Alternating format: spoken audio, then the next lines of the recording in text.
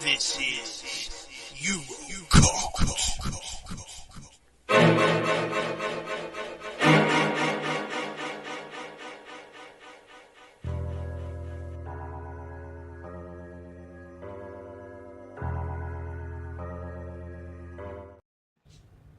Hello, Yeah. hello to all our 0 viewers. Thank you. Right. Well, we got Pap Smear in here. Yeah, you're gonna miss all the Pap Smear fun. Yeah. Oh, Steve. sorry, What is a pap smear anyway? I don't even know what it is. Dana. It's a Pap womanly- smear- it's Pap a smear womanly expert. Exam. It's a womanly exam. That's all I'm gonna say. Yeah. Oh, okay. To check for okay. cancer. Right. All right, so we're going to be talking about Nightmare and a Damaged Brain. Dana will be talking more about it because she actually watched it again. It's fresh in my memory. Whatever. Fresh enough. Yeah. So we'll start with Dirk and see about his recently watched. Okay. Well, I mean, it kind of worked out because, Nightmares in a Damaged Brain is a video nasty. So I figured, why not talk about Night of the Dick Ripper? I mean, Oh, Demon. shit. Damn. So yeah, recently watched this when we covered it not long ago on the Dead End Drive-In. But I mean, I can't believe that this shit was like originally supposed to be a PG film. Like, Yeah. Well, didn't they go back and they actually filmed a lot of those things, those flashbacks and stuff to fill Right. out time and make it, I guess they thought it'd be more profitable. yeah, it didn't make no money as a PG film. Like, No. they were like, no, and it was supposed to be a satanic cult movie too. So, that one scene with the sex ritual effigy or whatever with the Yeah. Moloch statue of Bigfoot and shit. Like, but no, man, you get all kinds of good shit in that one, man. You get some dude gets his dick ripped off while he's taking a piss, and arms are getting ripped off. You got overage Girl Scouts. Bigfoot makes them kill each other and shit, so you get that and all kinds of fun shit. One of my favorite line in the whole movie, though, I'll say this and I'll move on to the next one. He says, what did he say? He says, damn it, I have my shit right here. He says, he's like sitting there whipping his daughter. Yeah, He he says, said "You that. stinking lying whore," while he's whipping her. And he says, "I'm saving your soul, you ungrateful bitch." I could go, that one dude's in the hospital and he's talking and he's got that shit right there because his Yeah. face is all ripped up. Yeah, somebody knows that. He was crazy. It was a monster. Yeah. The father's, he's just a twisted bastard. He's pissed off at his daughter because she got raped by the Bigfoot, and It's He the said only this- Bigfoot that has nipples that you can, it's just like they ran out of fur. right. He I says, mean, "I'm it's the only Bigfoot you'll ever see with a cum face as well at the end of the Oh, yeah. scene. Is like, Yeah. So he's like, "I'm saving you from burning in hell just like your wretched mother." That whore let me screw her. Yeah. But I mean, the that's not- father in that, the If you actor who haven't plays seen the Night of father. the Demon, I highly brilliant. suggest. It's probably the Yeah. worst, Had that. the goriest Bigfoot movie you'll ever see. It's the rapiest Bigfoot the rapiest, movie. goriest. It's pushing all the boundaries. But I got that one. Then so then we had to go with some. Where the hell is my shit at? Oh, right here. So yeah, recently did this one too. Don't Go in the House. Another video nasty. Ooh, yeah. So, kind of like similar vibes to Psycho, but it does its own thing. Dan Grimaldi plays, what is it, Donnie, right? Yeah. Donnie Yeah. Kohler. Donnie. Yeah. Yeah. he does a great job. I mean, not everybody's great in this movie, but I think he does fantastic. And has one of the most fantastic, realistic burn scenes. Oh yeah, Yeah. it still holds up. I It mean, has a very realistic shopping experience for like the disco suits and stuff. Oh yeah, yeah. Yeah. But yeah, don't go in the house. Highly recommend it. Check it out. Check out the nightclub scene as well when she's holding his hands over the Yeah. fire. That's brilliant. Man. Oh yeah, yeah. That scene kind of pisses me off because that chick looked pretty good, and I was like, "What the hell is this wrong with this dude, man?" Like, but I guess if you had your arms fucking held over a open flame on an oven, you might be the same way. So, It's just the way he like freaks out and attacks her. Like, it's just stuff. It's not supposed to be funny, but it is. no. But I imagine that's why I got on the nasty list because of child Yeah. abuse shit on it. And then I think there's a scene in the unedited version where he's kissing a corpse and shit. Yeah, he starts talking to all of The hell them. was that? Mhm. Was that Pazuzu? Yeah. I thought. Ah! Oh shit! No, it ain't. It's Uncle Bill Pazuzu. It's subliminal messages now. It is. And then the last. Sorry. Shit. And the last one we got is just finished off the Coffin Joe box set. So hallucinations of a deranged mind. I thought that was, You should have done that a double feature with yeah, Nightmare in a Damaged Brain. right. I figured it was appropriate. So it's basically like a greatest hits film. You could basically throw it on in the background, and it's just visuals of insane shit from Coffin Joe.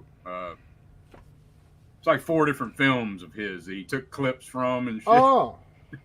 You ever seen this one, Steve? No, I've only watched like the first 2 movies Okay. of the series, and I've seen some of them, but not through the set because I mean, there's some. I guess they had an HD channel in Brazil or something. They were showing some of those movies, and Okay. somebody ripped them. But I definitely want to watch more of it. I'm not sure, how much. Some of them I'm probably not going to watch, like Awaken the Beast. I'm not a. Yeah. I wasn't a big fan of that one. Yeah. It's pretty out there, but I would recommend the third part of the trilogy though. Oh yeah. Yeah. Yes, I bought the old Blu-ray from Okay. Synapse, so I've seen that one. It's definitely a good one. Yeah. Embodiment of Evil. Yeah.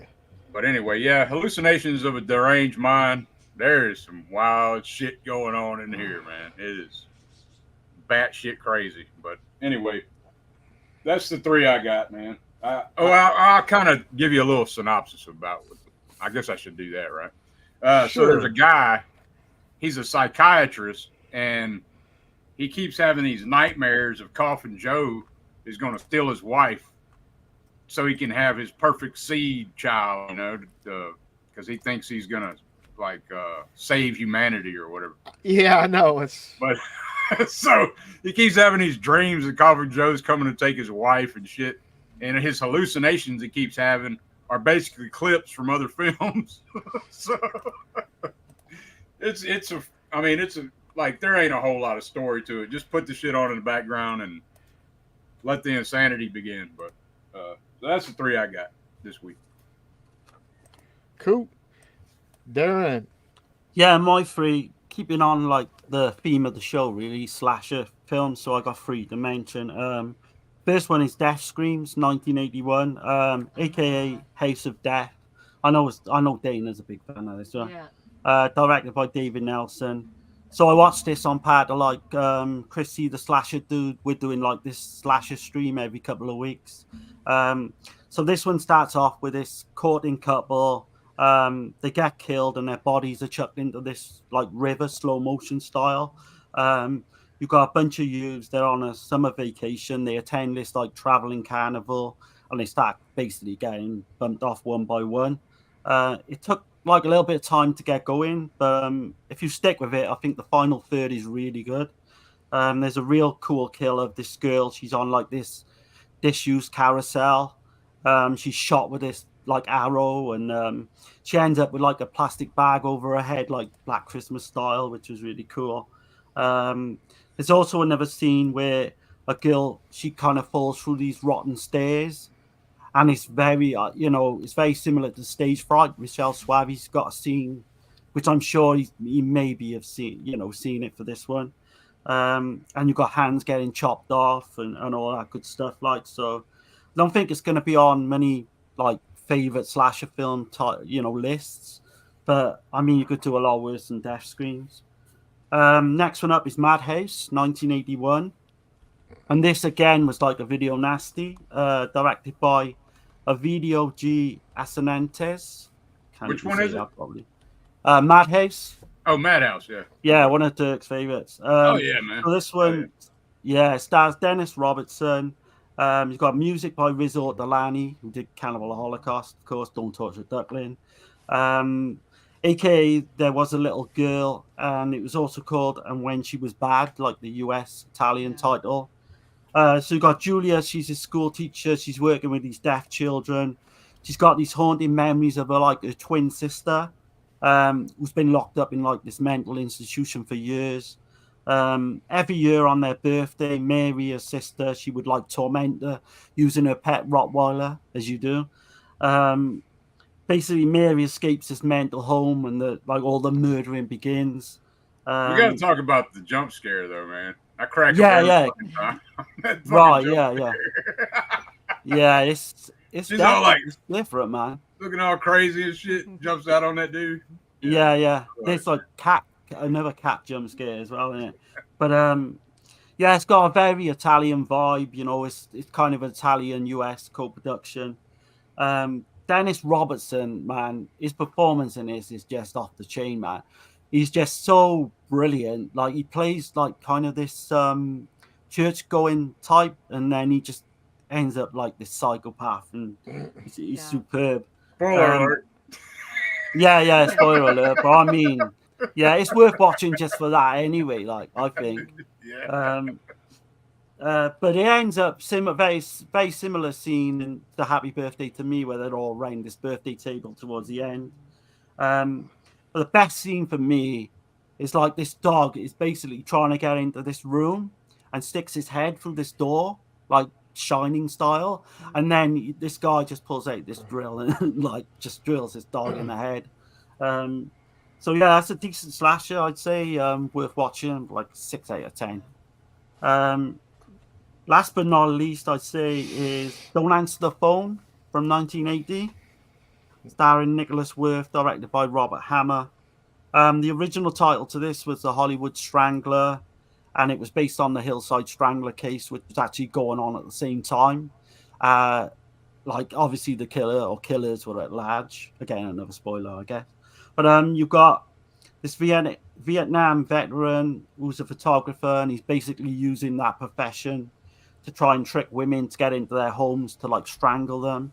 And he uses this like really weird way, like with these Vietnamese coins and stockings with a tourniquet. Don't forget the Ramon. Yeah. So yeah, he phones up this radio station, like saying, that he's gonna be doing something and all.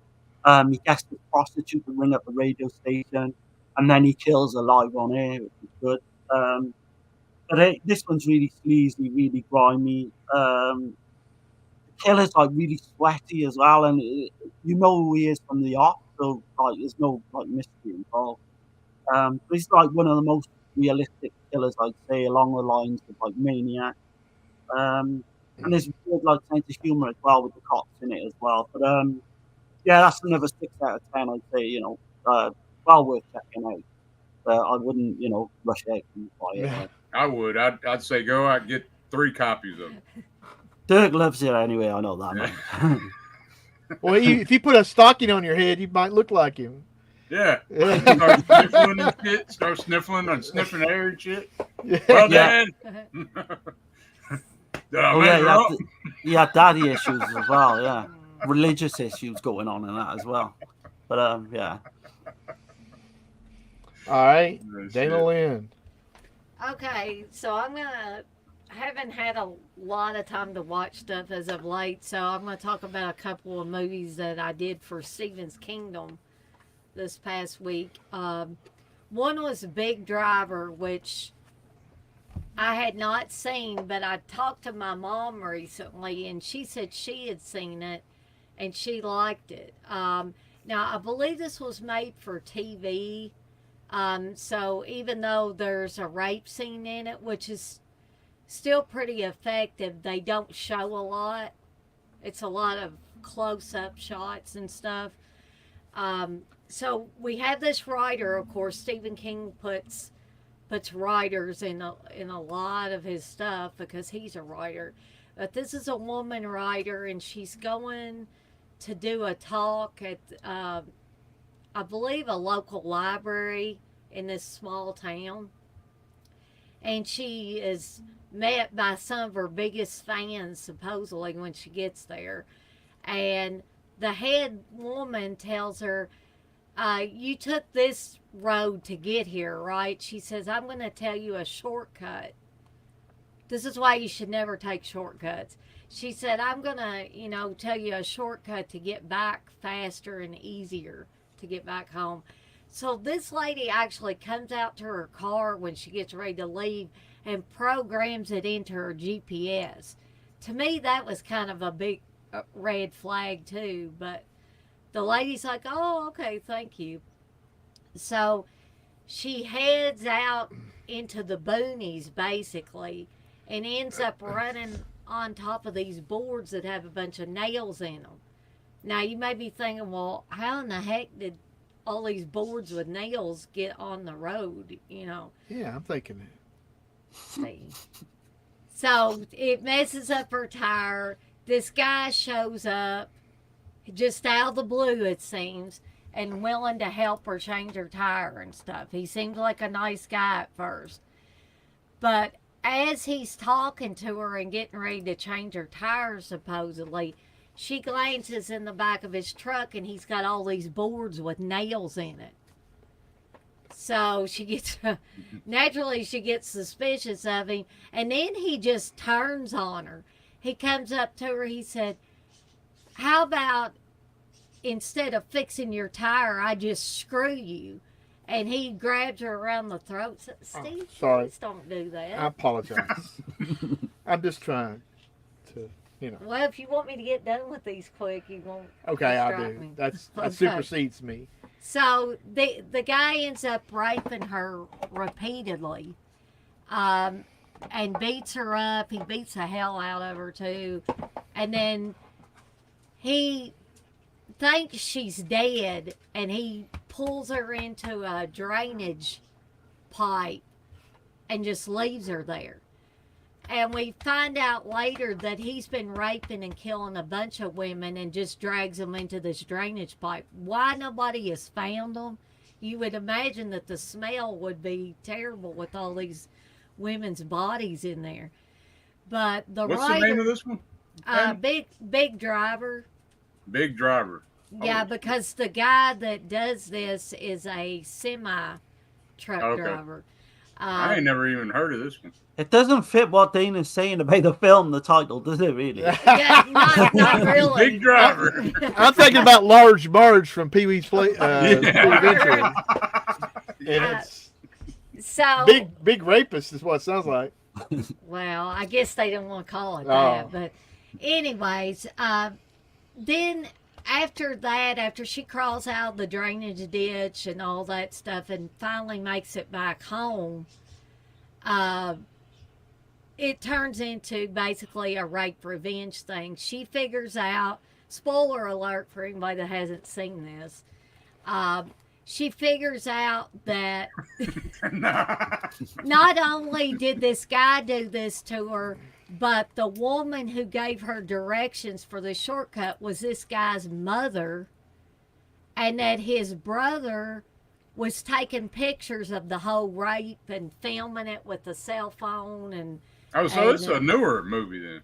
Mm-hmm. Okay. Yeah, in the last few years or so, yeah. Okay. I might get Tasha to watch that one. Yeah, on a date night. Oh God, I don't know. Well, she watches a lot of true crime shit. It sounds like She might get some out of it because the woman gets really tough towards the end of it, and like she's determined she's going to take them all out. she's gonna cut their balls off. Yeah, exactly. But that's where your mom saw it on Lifetime. probably did. I wouldn't doubt it that she saw it. She's on a big Lifetime LMN viewer. Which I usually call the WHIP channel or the Women in Peril channel because there's, always something like that going on. I call it where the actors go to die channel. Yeah. Yeah, that's it. The acting's pretty rough. Every once in a while they'll have a good one on there, but yeah. For the most part. The other one I watched for Stephen's Kingdom was A Good Marriage.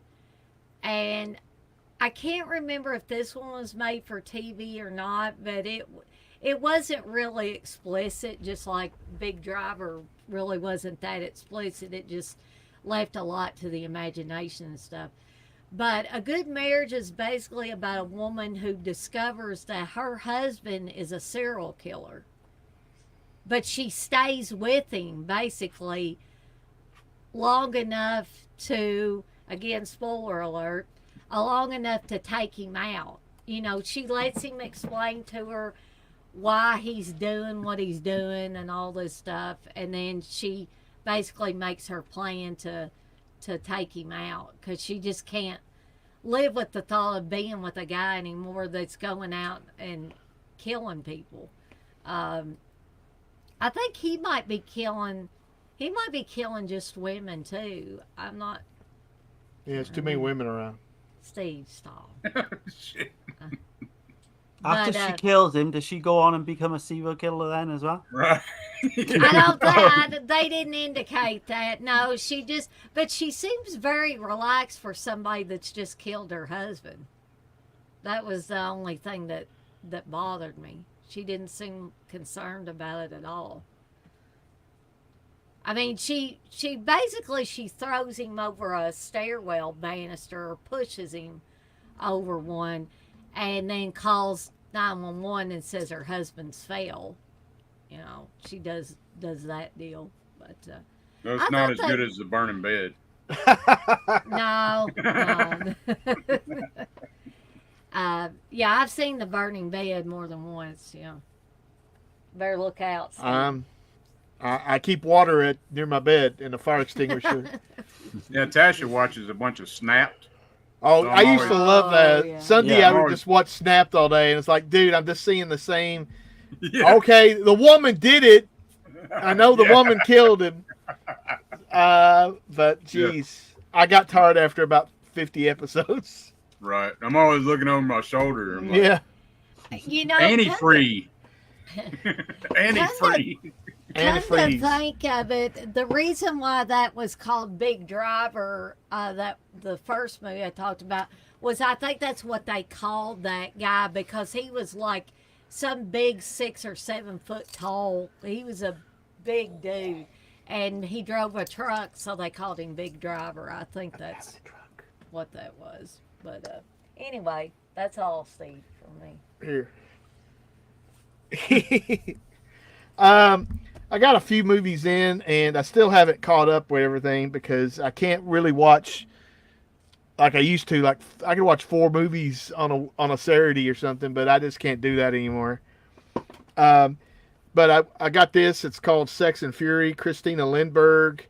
Okay. And that's not going to get you in trouble showing that. There's no nude. Okay. I can't pronounce this lady's name, and I can't see it because I can't see fine. Is it writing. Japanese or something? Yeah. Okay. And it takes place like in early 1900s. The main character is this lady here, and there's a sequel to this called A Female Yakuza Tale. And the best, one of the selling points of the movie is in both movies she's totally nude and sword fighting a bunch of guys. And damn. And she's got this big, as you can tell, she has a tattoo, and it goes all the way down her boob and stuff. I guess because she's a Yakuza or something. Oh, But Yeah. mainly You she's got a any fingers missing? No, she must be good. She had, Yeah. she's a gambler, and she gets tied up with this one guy who's kind of trying to. He's the Japanese lover of Christina Lindbergh, who's been brought over. I don't know what, but by another. They're like a diplomat, and she's with him, and he's trying to get her away from the guy, and she gets tied up into it. There's a lot of cool scenes with it's like almost like Giallo lighting, where it'd be like red or blue, and it's very stylized. But definitely, I might have the DVD of this, or just a DVD, a rip on a DVD. But definitely, I like that kind of the Japanese. It's kind of more of a pinky film, if you know what those are. This girls, like girl gangs, and violence and stuff. What Kill Bill should have been. Well, I mean, there's a lot of definitely this and some other pinky films had that influence, especially Lady Snowblood when they were fighting in Volume 1 in the snow and stuff. That's pretty much from Lady Snowblood. Okay. Dana, when I got home Friday, I wanted to watch a movie, and Dana has a certain taste.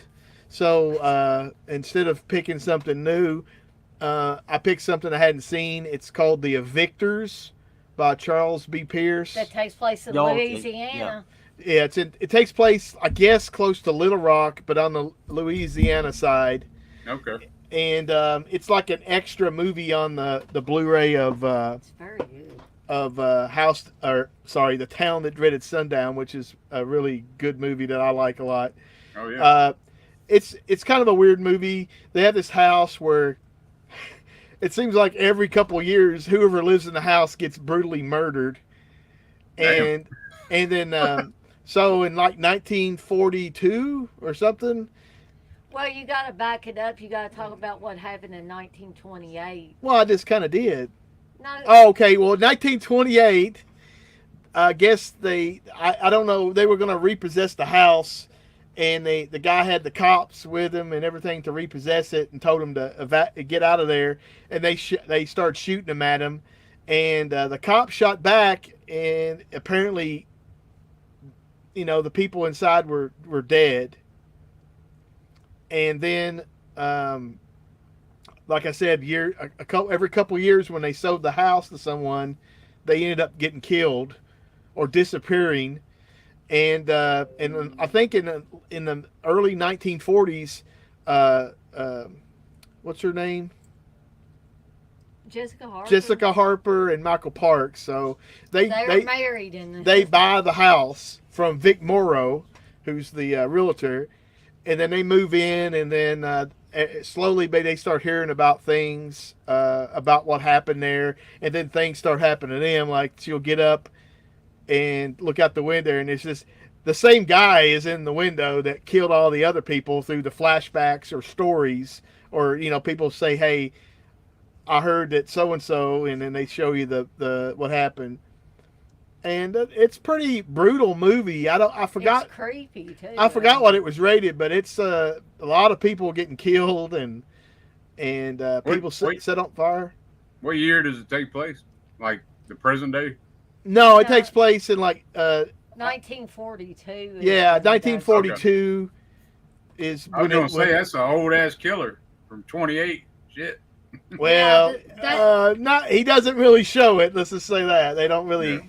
Yeah, but this is a Charles B. Pierce movie. Has it got the same vibe as Town with the Dreaded Sundown and his other film as well, Boggy Creek? I think it's creepier. In a way, They yes. got like a weird vibe to them, and they like narration type thing, you know? Yeah, to a degree, but I mean, with Town of Dread Sundown, it was a mystery that you never know who this guy is that kills.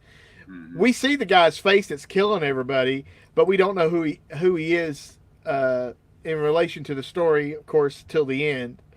It was a good movie because it is something not too crazy, and it's a good movie to relax and watch, and right, girl. And after that, I did get my set in of the Game of Clones, the Bruce exploitation collection.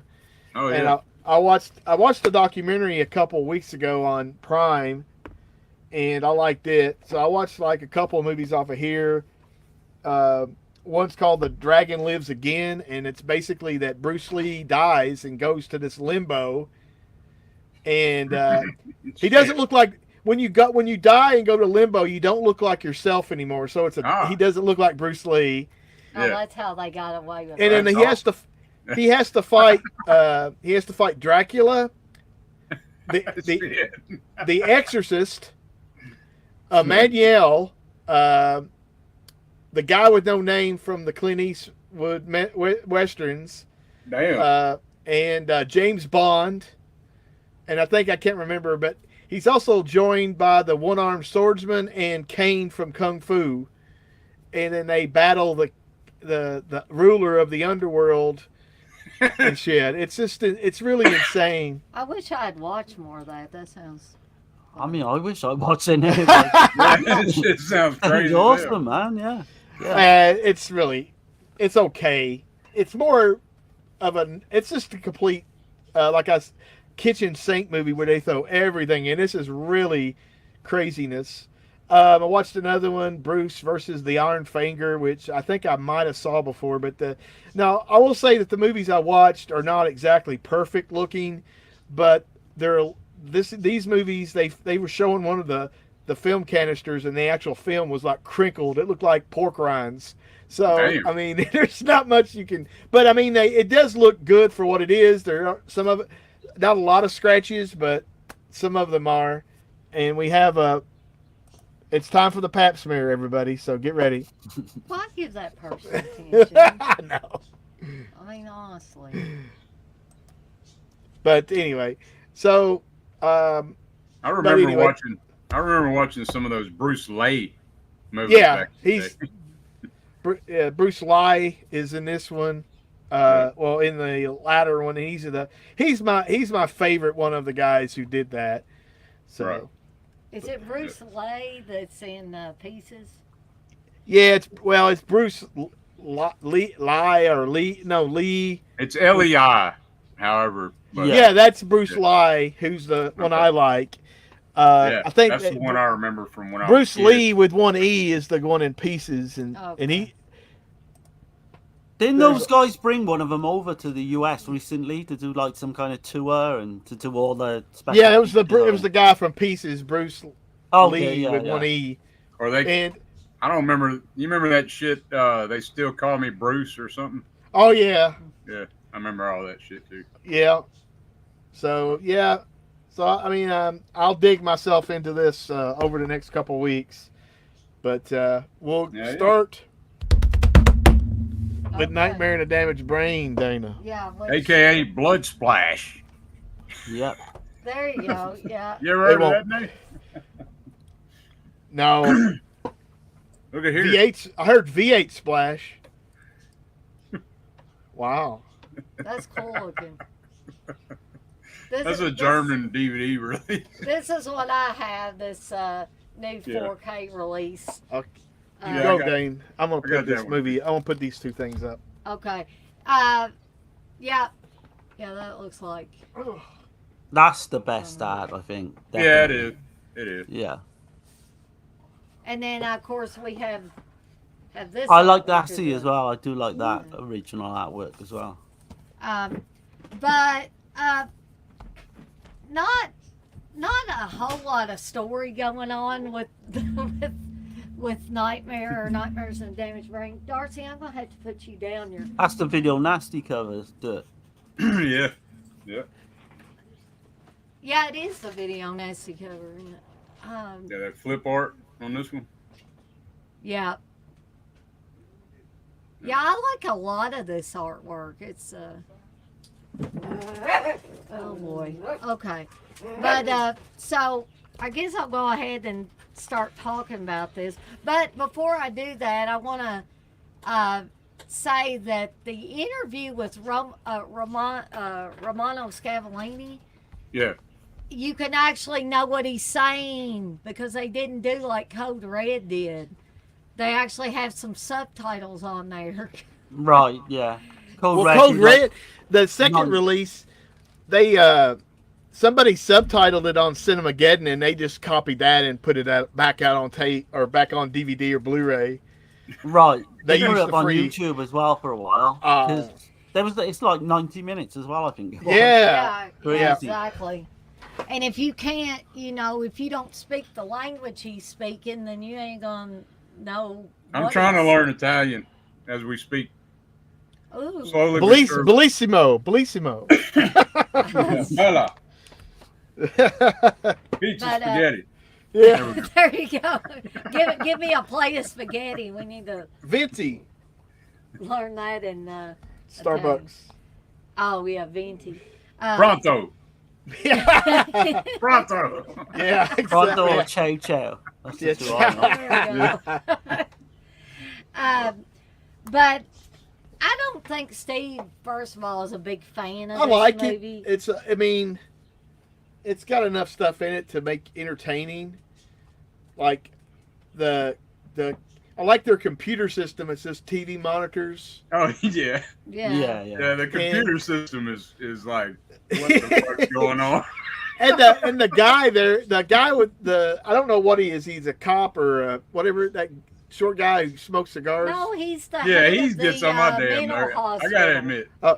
Yeah. He's not an actor Oh. either. He was on the crew. He was maybe like a producer or something. His and- voice Yeah. sounds like it's dubbed by a female. I mean, Right, it it's does. weird. Yeah, yeah. You know, like Oh, that I just part want where to he slap goes, that guy. he goes, "You're sorry." He does Yeah. that whole thing where, yeah. I mean, it's sleazy. I mean, at the beginning Yeah. where the guy's Definitely. walking out, and they're showing more of 42nd Street in New York. It's, I mean, gosh. Back when it was Yeah, you could really get- They're gritty stealing and- shots too. They're stealing those shots because you can see Oh. people looking at the Yeah. camera and shit. Yeah. It's like, what the heck's going on here? But the basic story of Nightmare is that you got this bratty kid too, CJ, who comes into play later, and he loves scaring his babysitter. He Yeah. scares her so much that she doesn't want to come back and babysit these kids. I wouldn't want to babysit this kid because he's a little brat. But so we've got that. We've got a mother. I'm telling you, I did a watch along for this movie kind of recently, and we were talking about how the mother was not a very good mother. She No. would go and hang out with her boyfriend. She would and leave the house locked up, and the kids had to crawl in through a window Yeah. to get in there. Yeah. And she, was always screaming at him and stuff. I know that CJ was a little bit of a brat, but she's always screaming at him, shut up, and throwing Go in the food television on room. Yeah, and Like the girls didn't do shit in that one part. No, and And they she got, made their ass go in the other room, like screaming at them. Like, Yeah, it's- I She don't like wanna basically see just you. wanted to screw at every opportunity, didn't she? Like, Yeah, yeah. kind of leave the kids to fend for themselves, And basically. here's something else that they do. CJ may have been 12 or something. I think that's about the time my parents started leaving me. I think by he's myself. 9. Yeah, he's You 9. might be right. no, Yeah, yeah. that's too young to. In my I was left opinion. alone. Well, in my Before opinion, that. that's too young Yeah, to leave the but- kid alone, especially a kid like that. Yeah, I Very wasn't faking precocious. murder and everything. Yeah. So. The thing is, why would her boyfriend hang around anyway with all those kids, man? That'd do your head in. Yeah, Like, that I don't- wouldn't No, even contemplate no. it. So he But- wanted to be daddy, I guess. He's got a boat, right? Yeah, Yeah, So this yeah. guy can get all wants to kinds stay- of women. He don't need that. The Yeah. mother wants to stay on the boat. Well, naked I would with too. the Get away from those boyfriend. stupid kids. And the way he That- looks like the dad in Amityville Horror, kind of. Oh, Josh Yeah. or Jim Yeah. Brolin.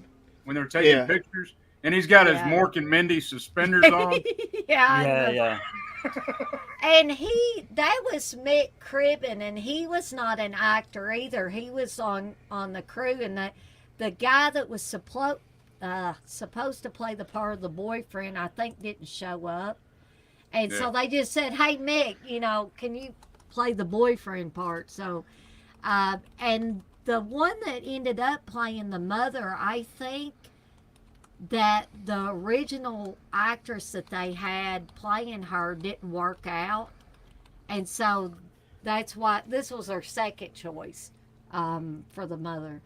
But the other part where she's not a good mother at all is when CJ makes him think he's been stabbed and he's got ketchup all over him. He's got the white t-shirt on and he's like, oh, and he doesn't want him to check him out or anything. And the boyfriend, I don't know why the boyfriend like tastes it, but he smelled it first. He did smell it first, and then he tasted it.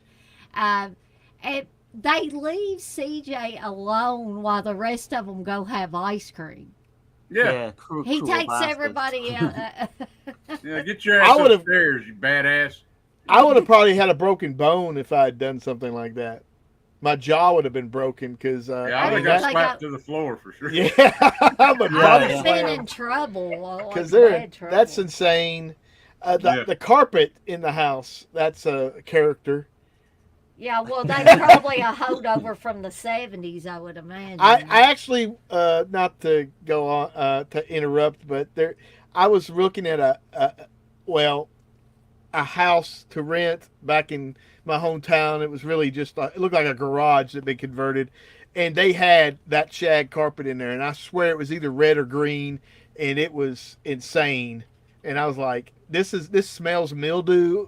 I'm not living in this.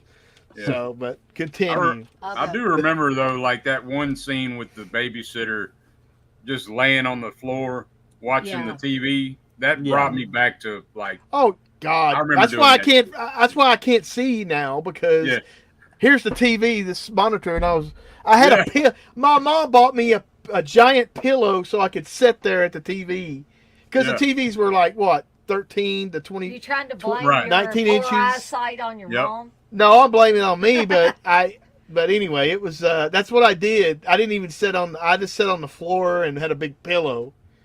Yeah. See, that must have been an American thing because we never had the TVs on the floor. We always had them on a stand or something. Well, we had the old cabinet TVs, so they're most floor of them models. Yeah, floor models. That's what they look like. Wood why cabinets. They did that on the floor, like the bitches weighed like 300 pounds, too. Well, some of them were like you had like a freaking record player built into the top of it or side of it or something. Yeah. But yeah, I was so happy because we had gotten a bigger TV, and I got to move this 5 to 6 foot TV because it was like a cabinet in my bedroom for a while because my dad was going to sell it and get some money out of it. He wasn't going to give it to me because it was a color TV, so I got to sit there and watch it for a day or two before they sold it. You were living the high life. I was. I thought this is awesome. Well, I thought I was living the high life when I got a 13-inch black and white TV for my bedroom when I was a kid. That's what I had for. Then I got a color one, a 13-inch color one. Mom and Dad got me, and you've been extra good, Dana. We're gonna get you a color. Well, I got it for Christmas. Yeah. Wow, this is awesome, Mom. Yeah. Steve likes. Right. So with this film, Dana, is it Uncle Bill who don't like this one? Yeah. Yeah, which I couldn't understand. Yeah, it seems like he did. And I don't know why. I really don't know why, because I can see why they could say it's like maybe slow in places. I love it. Personally, it's like one of my favorite slashers ever. Yeah. I can see that. But some of the kill scenes and some of the creepiness, that goes on. You could pick it to death if you really wanted to, but like I think that's part of the charm is the shitty acting. Because the acting does suck for the most part, except the main character. What's his name? The killer. George Tatum. Yeah, George Tatum. I'm just gonna plug my laptop in a minute, guys, because it's battery. Oh, okay. Steve, why are you? I just want to show this TV, Dana. All right, show the TV. Nostalgia's a hell of a drug in it. There it is. I don't think that's exactly what I had. Oh shit! That That was nicer than one I had. That looks like my mom and dad's stereo that they had. It didn't have no TV. We didn't have the big speakers on the side. I know it was crazy because man, you couldn't really blast them, but they were pretty good for the time period. Yeah. All right, so to get back Sorry. to this movie, and now that Steve has showed, I'm sorry. Go ahead. Nostalgia. I'll stop hijacking. Those tallies would have survived the fucking Holocaust or something. Like the way they were Man. made. Right? You could throw No, some I've at the only just screen bought and a- bounce bought off. one. It was great. Yeah. Yeah. I've had one that lasted 3 years and I've had to replace it. Like, they don't Yeah. make them like they used to, but yeah, sorry. like VCRs and stuff too. Yeah. When they first came Yeah.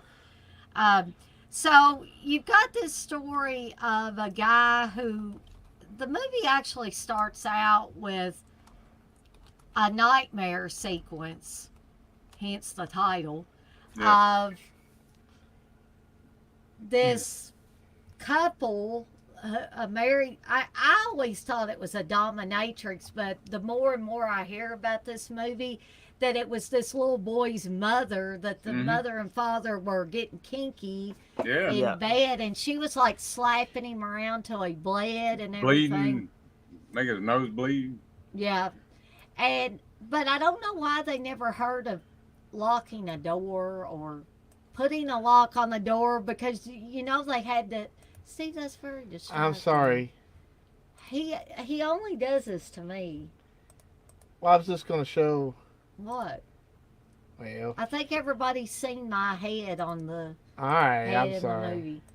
I'm Okay. sorry. So anyway, they had to have known that the son would come home from school at some point, but he comes up the stairs, he's, calling out, Dad, Dad, That's what And- makes you think that it's just like a prostitute or something. Yeah.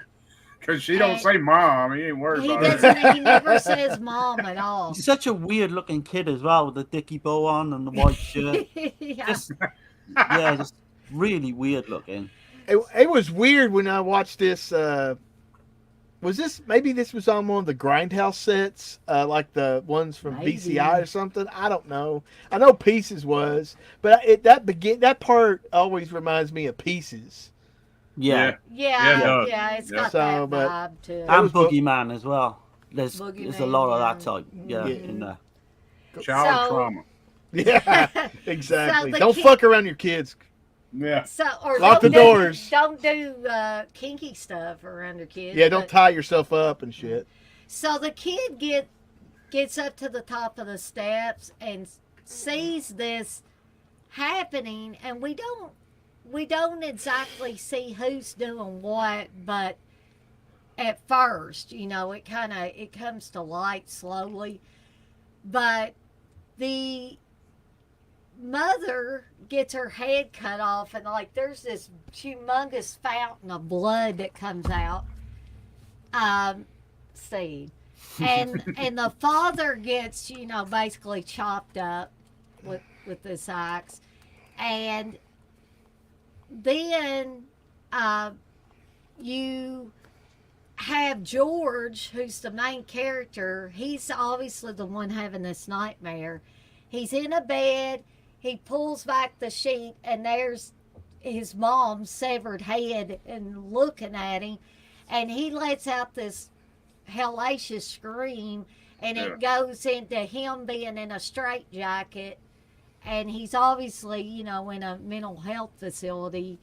Well, he Yeah, does do that. So What's that? Alka-Seltzer in his mouth? Yeah. I think that's what they may have used to create. It that. was, yeah, because apparently it was really painful because you can see it going into his eye. Oh. As well. Shit. Mm. Yeah. Ugh. Yeah, there's the one scene where it literally goes all over his face. And Yeah. into his eye. Yeah. So obviously George is messed up. He's a messed up individual. And he also has, I've never heard of anybody having seizures because of something like that. Maybe trauma, severe Well, they're trauma giving him can these- cause- they're giving him. So I take it he's a prisoner, and Well, definitely, yeah. He's in and- some type of forced yeah, hospital stay. they're giving him these experimental drugs, like the MK Ultra mind control shit. Right. Yeah. No, I can see that. I mean, definitely, because they're playing around with stuff that they shouldn't be playing around You with. playing around with my heart. And then they let him out, and of course he leaves the area, and you want to say, did y'all not think that he was going to leave the area eventually? He was not going to stay in New York City. Yeah. Why'd you let him out? Did you work out the That one twist guy. early on? Do you know the actual twist we get? Look, I did not catch that early on. no, I when don't think I first worked saw that it. out first. Yeah. No. I got a theory when we're get to toward the end, but like I'll bring it up a little later. So we basically, George, he hangs around New York City for a little bit. He goes to a peep show. He watches this girl dance naked and show her boobs to him and show her ass and all that stuff. And you have these women behind glass and stuff who are making sexual innuendos towards him and stuff. And he doesn't pay attention to one of them. But then are the dogs outside? She's all licking her lips at him and stuff. Yeah, And- almost licking the glass and wanting him to come over there. And Then you got the furry slipper chick yeah, with the dildo. the Tara what was she? Tara Alexander. Yeah. And I was surprised that they went as far as they did with that, with her, with the dildo and stuff. I'm not trying to be like extra dirty. That was all supposed to be real too. Yeah, While it yeah, was happening. Yeah. yeah. And she's doing. You don't actually see her doing any kind of. Yeah, they got the camera up. Yeah, Right. but she's going through her whole spiel. I wish you were in here with me. And Yeah. and I wish on you and were Wish this was you. Yeah, I think Scavallini had some kind of he was. I don't know if he directed a porn film, but he I certainly think had he something to do did. with it. I think he Yeah. did some adult. Yeah, which kind of makes sense when you think about that scene. Hmm. But it was also showing you just how gritty and dirty and kinky New York was, especially on 42nd The good Street. York, man. That's some good New Well, York. before it was Disneyized, yeah. Yeah. I think you had like Fade to Black playing on one of the movie theaters as yeah, well, which exactly. is really cool. Dang. Yeah. What is Steve doing? I have a token from 42nd gosh. Street that they used for the peep shows, but And I don't know told where him it's I at. would not buy anything like that because It's in a container. I don't have to. I can't. I'm not touching it. That's history, that is. Yeah, Yeah. If you say so, but anyway. it's sealed, so I can't catch nothing from it. So we get flashed back to Florida where CJ's family is, and where eventually people start getting killed off, and we find out that it's George. George has made his way from New York City to Florida, but on the way he's been killing women along the way, and this has got to be the most fantastic shot of the film. I absolutely love this shot.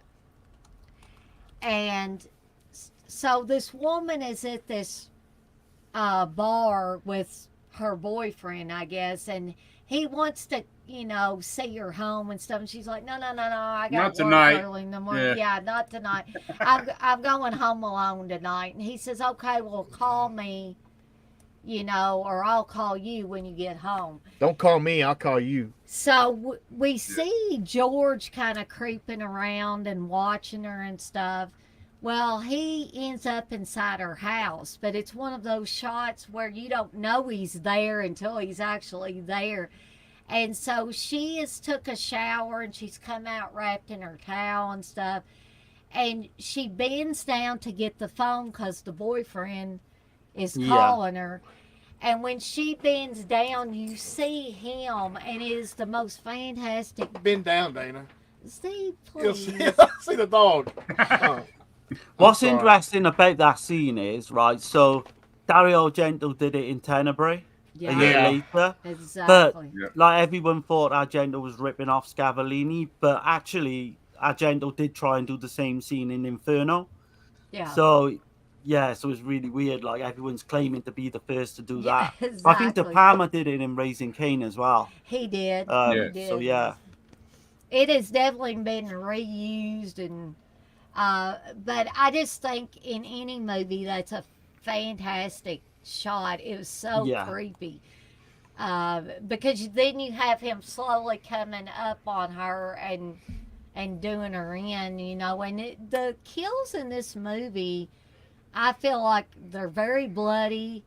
They Oh, yeah. don't Tom pull any Savini, man. punches. Depends on who you ask, but yeah, there was also that controversy of whether Tom Savini was on set, whether he was the special effects coordinator on the movie.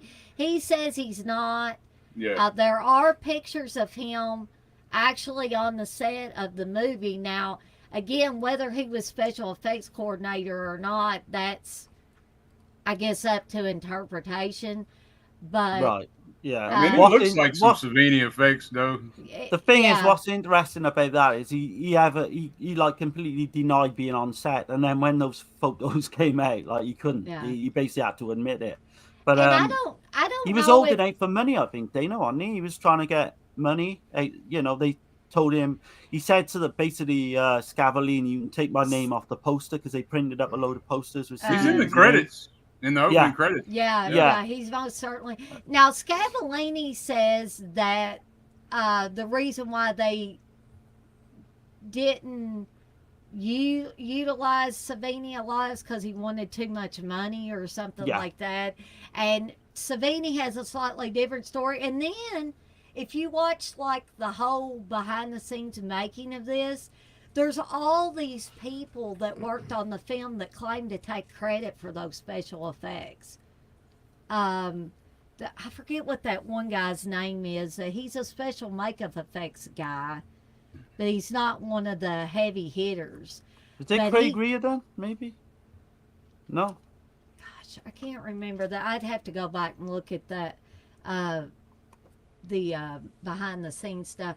But anyway, this guy says, you know, basically, screw Tom Savini. I did all those effects in there. Whoa. So you've got a lot of people that say, hey, I had a hand in those special effects. So I don't think we'll ever know the real truth about that, about who did the majority of them, who was on set, who was not on set. Of course, Savini can't deny that he was on set, because there he is holding the axe with that kid from the movies standing there beside him. You know, so And the you head can't deny that. decapitation scenes as well. They look like Friday Yeah. the 13th. Yeah. They look And like a Savini type. The next Yeah. slice, like Yeah. Yeah. the woman on the phone, that Yeah. looks like Savini. I mean, You got you can even see the toothpicks, you know, where the head is held into place. So I don't know what I don't know what went on with I the don't story think behind we'll it. ever know the whole, like, true, you know. I think unvarnished Savini's truth. lying, if I'm honest, but you know, I know Dana's a big Savini fan, so I don't want to piss her off too much. Oh no, that's okay. You're entitled to your own. I do opinion think there. he's lying. You know, I think he's just holding out for money. I'm not saying. damn bastard. Yeah. I think he just thought it was probably going to be a really small film and just not even play anywhere and go away. That testosterone he's been taking costs a lot of money. Yeah. Yeah. So, but I don't know. If he is completely lying about all that stuff, my thought is that, you know how Tom Savini always says, I really wanted to make creatures and stuff. I never wanted to get into this splatter. Yeah. He became known as the splatter King of guy. splatter. Yeah, and he didn't want that. He wanted to be more creative than that, than just having gore effects and having blood splattered on He the wall. wanted to make more fluffies. And Yeah, he wanted to do creatures. And I think, if anything, he saw that was detrimental being attached to that movie when he really wanted to be known as this great creature effects guy instead of a. Unless you paid him the Spider. money, and I guess he would have Unless been you fine. paid him money. Yeah. But didn't Oh he- no, I remember now. I did that. Yeah. Yeah. But if you like talk to Savini, and I've heard a lot of people spoke to him, he'd rather be known for his acting as well, which is bizarre to me. Yeah. Yeah, Sex that Machine. too. Like Sex Machine, yeah. What was that it's one? really The weird, man. Ripper was my greatest work. I don't think he would say that. Yeah, man, yeah. But so we go along, we get these great kills in the movie. There's actually a lot of suspense in this movie. Yeah. You know, Yeah. the foreboding quality when George is actually traveling, and they do them shots where it goes doom, and then the car is closer to the camera, and then you hear another doom. And And also there's a- the fact that, like, after he's killed, like, I don't think I've seen this in another slasher where he's holding the dead body and he's crying over the dead body. Yeah, he's And- screaming and and crying. he's like- yeah. Like he's almost being controlled by something else. Is what I Yeah. think. Like, Yeah, and I wonder if that's to, you know, how a lot of killers will say they had a compulsion to kill. yeah, this because he's voice inside their apologizing head. too. You know? Yeah, he says, "I'm sorry," you know, Yeah. to her.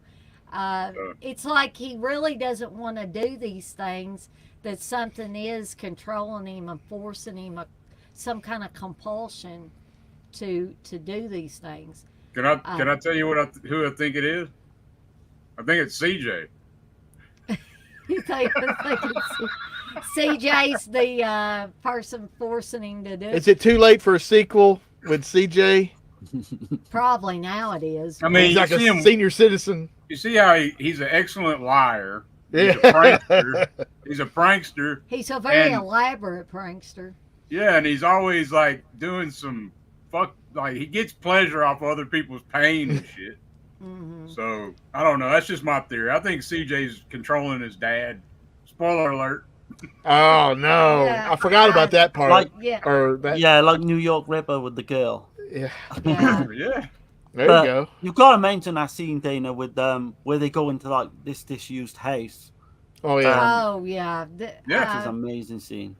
Yeah, and very creepy too, because you have CJ, you know, he's riding around on his bike. There's this other kid that's riding around on his bike that's supposed to be a friend of CJ's, and then you have this girl that's jogging that they both know, and they say hi to her and stuff. And CJ actually has a conversation with his friend, and his friend is like, "Hey, don't you want to hang around and play around this old dilapidated house?" Basically, yeah. Oh, Yeah. Tony. I did that shit. I played in Oh, old I- barns, I Yeah. played in old barns too. not a house, but I've been into a few of those, but not. You went Yeah. on property that you shouldn't have went on, Steve. But Yeah, I was a trespasser. but I think we were all trespassers Yeah. as kids, you know. But so CJ's like, "No, I got to get home." Now, when would CJ ever think he had to get home on time? Right. That That's kid what I'm is- saying. Like, It's almost like, you know, he's doing this shit, you know, Mm. because especially at the end of the film when you, Yeah. and then when he's being questioned by the authority figures, he's all kind of like, you know, just taking his time answering them and shit, like about Mhm. Tony. And And so CJ appears to leave, and Tony goes into the house where George is in there. I don't know why George is hanging around this dilapidated house. Is he just waiting for somebody to come in there that he can kill, or well, he's like I said, he's being, he's got being that. controlled by CJ? You Yeah. gotta be here at this house. Yeah. Probably Uh, hiding out in there or whatever, you know. Maybe a shelter or something like that. But so George kills Tony, and then the girl that was jogging shows up and starts creeping around the dilapidated house, and she's looking for CJ. I don't think she ever says Tony. She says, CJ, I know you're in here, Yeah. and she goes in there, and George kills her too. So I think that the only kid that George kills essentially is this Tony. Yeah. Big Tony, Uh, Big Tony, or what? Little Tony, Little whatever. Tony from Blood Lake. Yeah. Yeah. Oh, okay. And But then the I kill- guess he put rats on her and shit. Yeah, Yeah, yeah. yeah. Yeah, it's off camera, the kill as well, which I think works Yeah. better. Yeah. And then you Yeah. see the aftermath of the kill. You get the reveal. Is of that a it, real yeah. rat, or was it like Yeah, those are like rats. something like a gerbil Yeah, painted over? Or something? I think that they took white rats and colored them black. Yeah, you though, could tell it's been painted, like Mhm. you know. which probably killed those poor rats. But Yeah, anyway. yeah. So yeah, we have that great scene, which was always very creepy. And you know what? It could have been that CJ, maybe George didn't kill Tony. Maybe CJ did kill Tony. Yeah, through George. Yeah. Or maybe he just killed him. He came back and he killed Telepathy. him, and then he left him. Yeah. Because George didn't kill any other kids. He only killed women Mhm. throughout the movie. And then don't forget the barbed wire strangulation. Yeah. Oh yeah. Of the dope smoking boyfriend. Oh yeah, that's one of the worst sex scenes I've ever seen. That guy is. You talk about terrible acting. I mean, I know he's supposed to be stoned, but Yeah. come on. Need another joint now. Yeah, and he was crawling around, in his underwear and stuff. It was totally unsexy. There was nothing sexy about this. I mean, they got This little thing. kids in the house as well, and they're just openly fucking on the floor and downstairs, like his ass going up and down. That sounds like a great fucking on the floor. That sounds great. Yeah. Rug burn. Big old ass going The up and movie. down. Yeah. Yeah, it was a pitiful sex scene too. It mainly was. because of And- that guy. Yeah. But yeah, if you're looking for great sex scenes, you ain't gonna find it in this movie. Sorry. Right. So we do eventually find out by the end of the movie. Like, here's the other thing: didn't George have problems that could be seen? Why would CJ's mother marry this guy?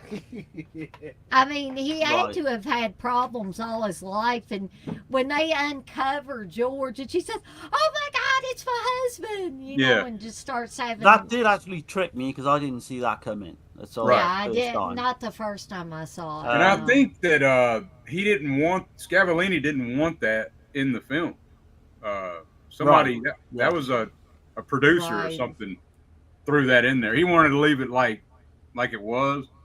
Mhm. So, depending on which version you want to go with, Yeah.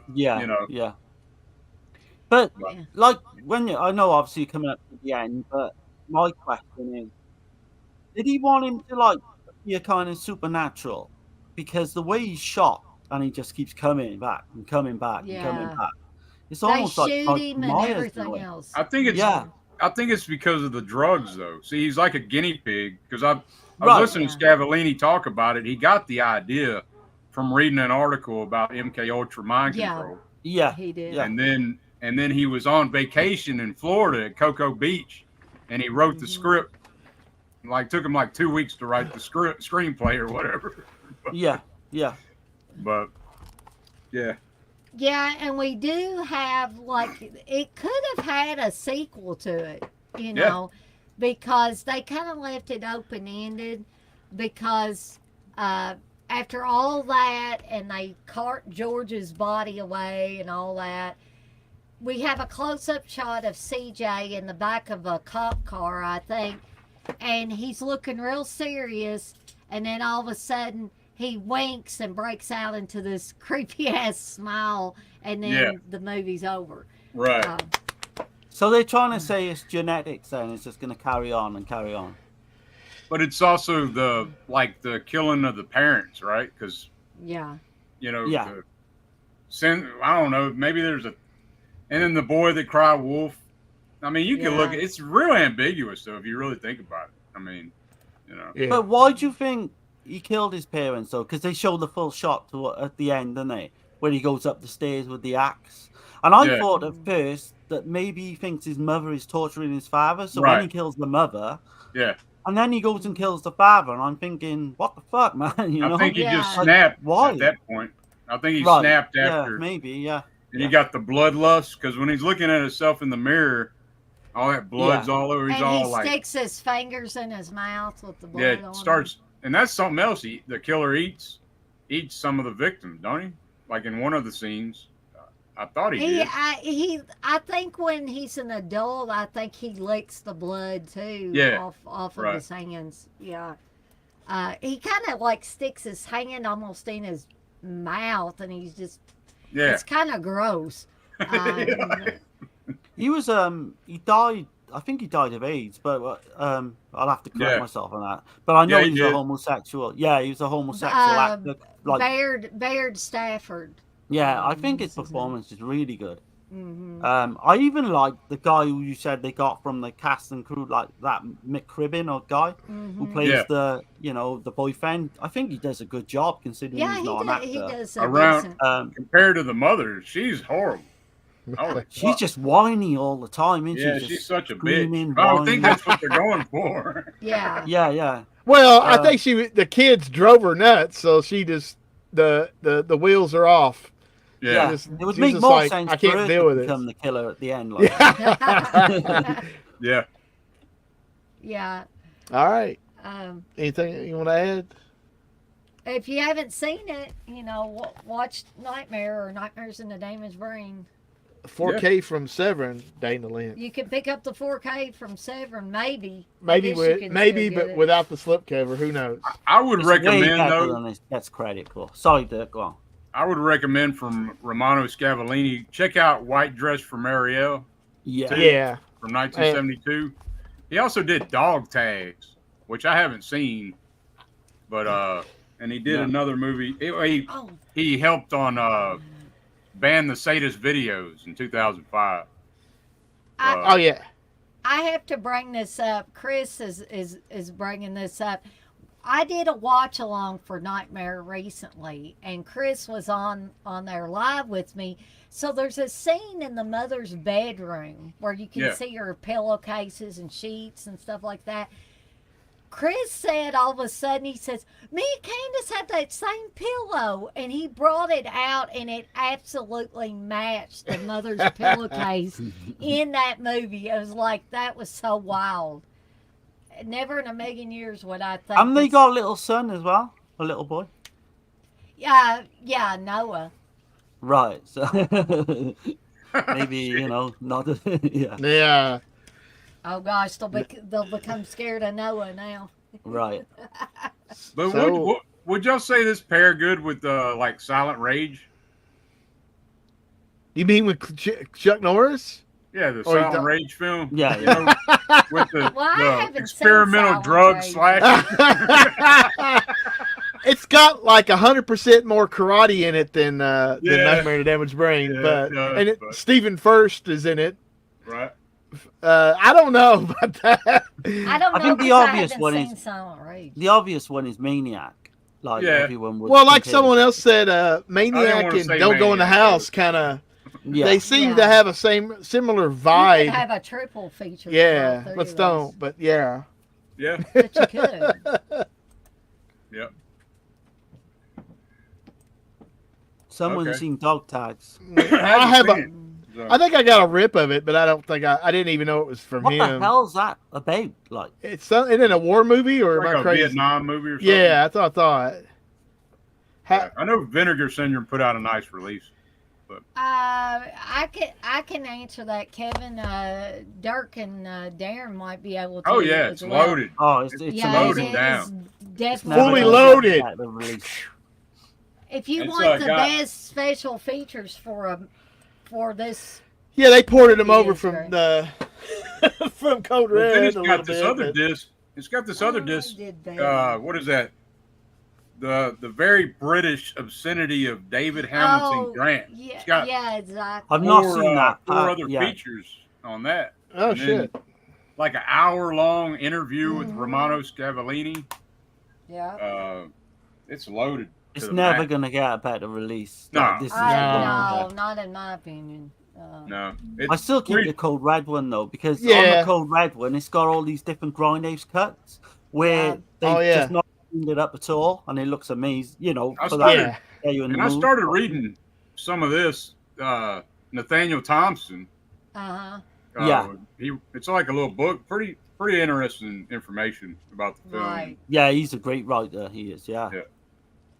So if you want the ultimate release of Nightmare, I would say Yeah. pick it up from Severn.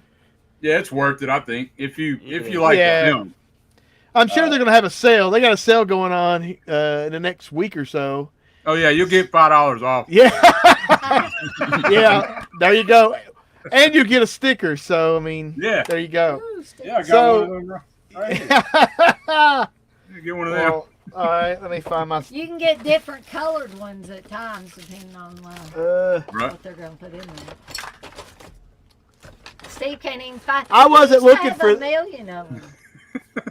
I've got a yellow one, that one, and some other I one. only got the light blue one in here. And I got. Oh yeah. You know, they're still playing. Which is still working. Yeah. Yeah. exactly. Is Dirk still working? we should do every show. We test that music box. Oh yeah, I still got it. Mine still goes as well. Yeah. Yeah. That's the remix. One of these times you're going to Yeah, I do know. that and the handle's The handle. going to break off. Yeah. So definitely guess everybody likes that. So it's my turn. So I'll give you two options, and one of them is probably going to get it, which I don't care either one. I was thinking about doing Once Upon a Time in the West, but that's a super, That's Close what to- you told me. close to 3 hours. Yeah. So, and it's a spaghetti western. So the other Yeah. option would be Opera from Argento. Oh, man. So I There's guess only one option for me. okay.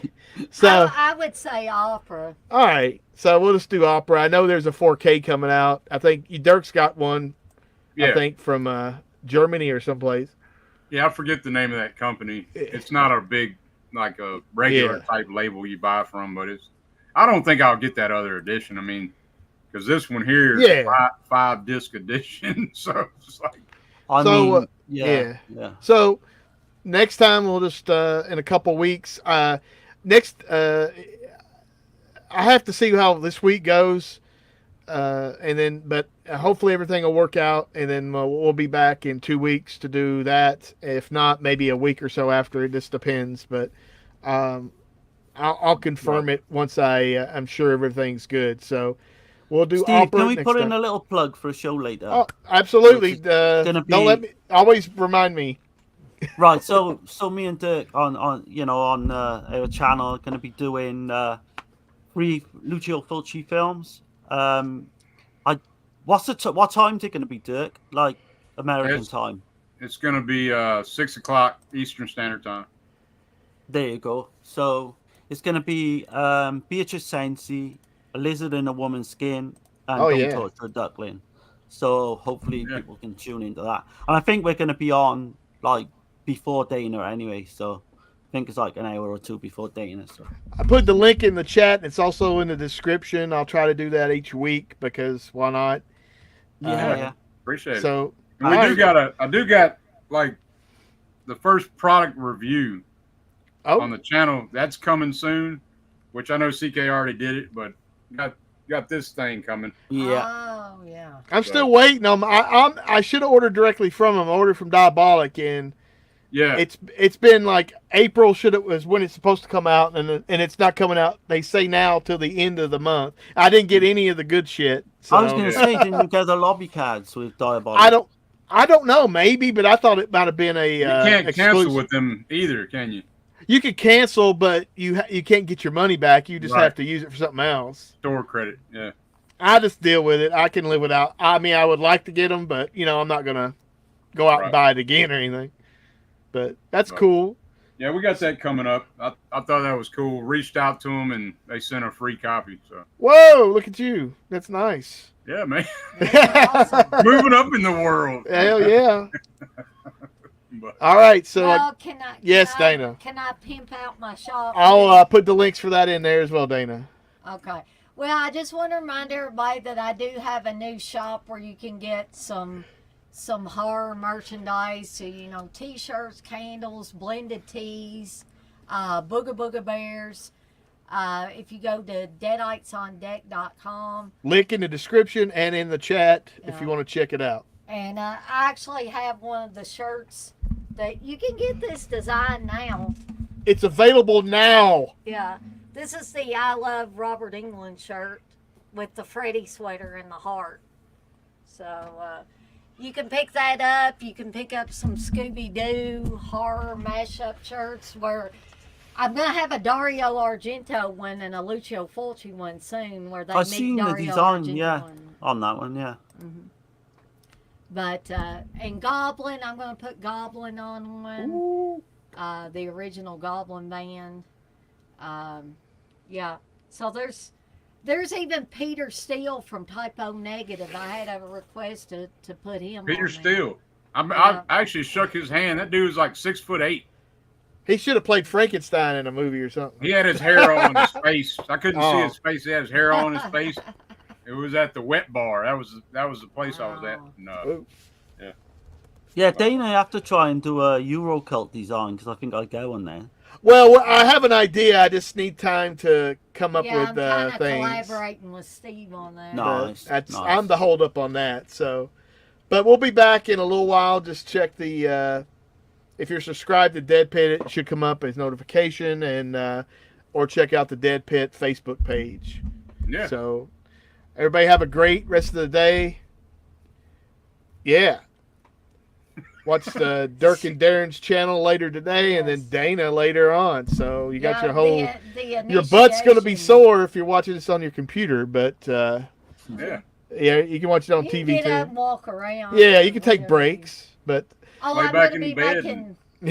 yeah, I'm going to be making deep red spaghetti. there you go. A Okay. little later, so So Hell yeah. Add a little extra garlic. Good to go. there you go. all right, so thanks for everybody watching. We'll see you next time with Opera. Yeah. Woo! Bye. Bye, guys.